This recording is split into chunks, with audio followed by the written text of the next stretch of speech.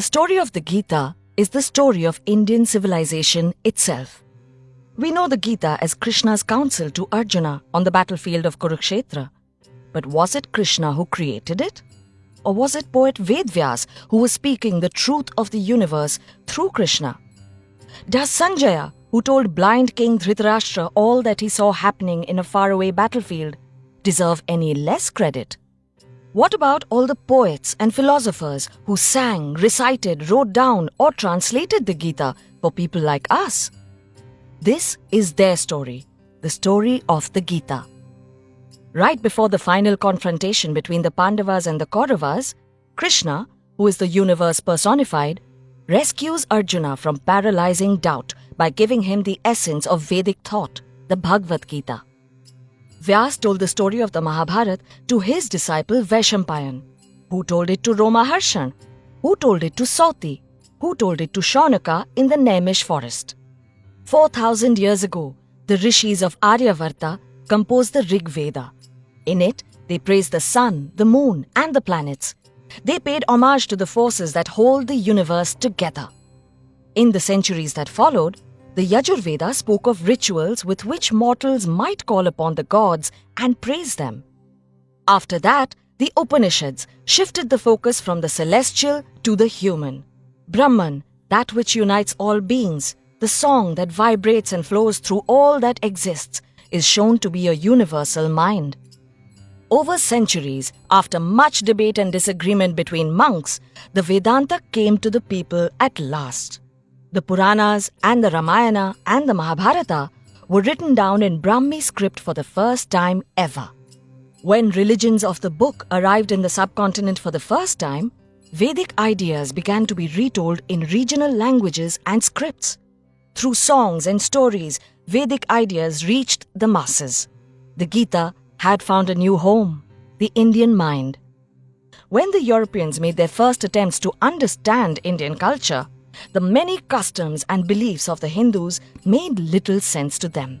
So they decided that Hindus must have one book that is the source of all their beliefs. What the European scholars did not understand was that Vedic ideas could exist without being holy books. They did not understand the importance of songs, stories, and rituals that travel the land, spreading the essence of Vedic thought. Also, the Bhagavad Gita is not the only Gita.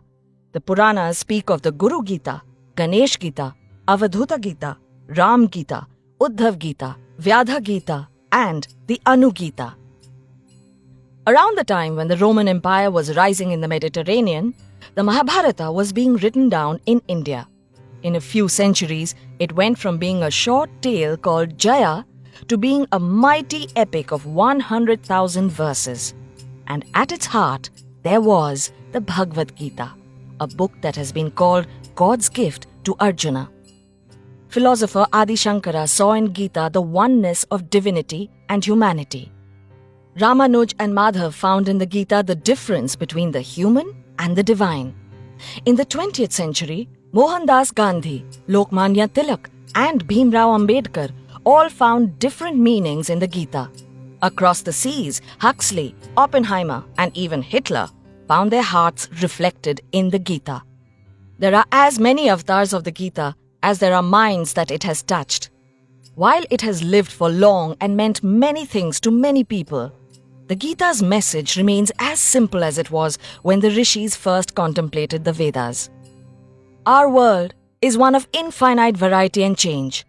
Life does not last, neither does death. We see the world as we are. We create meaning by giving shape to emptiness and by creating boundaries to contain the infinite. We create friends and enemies. We create right and wrong. We create our own truth and we let it define us.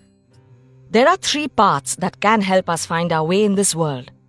Karma Yoga, the path of action and acceptance. Bhakti Yoga, the path of devotion and surrender. And Jnana Yoga, the path of knowledge and understanding. When we understand the other person, we understand the universe. That is and has always been the way the world works.